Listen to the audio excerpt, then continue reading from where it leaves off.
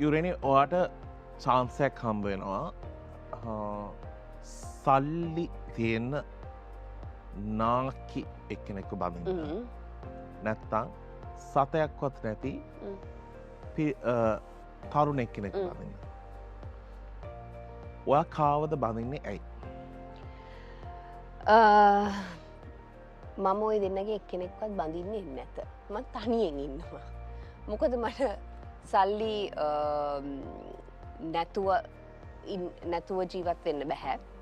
එතකොට මට වයසක මිනිස්සෙක් එක්ක ඉන්නත් බැහැ. සල්ලි තිබ්බ පළියට. මොකද මං කායිකව හරි ඇක්ටිව් කෙනෙක්. ඉතින් ඒක නිසා ස්වාමීනි මේ දි รา පත් වෙන ශරීරය මම මේ ශරීරයට සැපදිය යුතුයි. ඒක නිසා මං ওই දෙන්නම අයින් කරලා මම මගේ ජීවිතේ මයි කා මයි පෙට්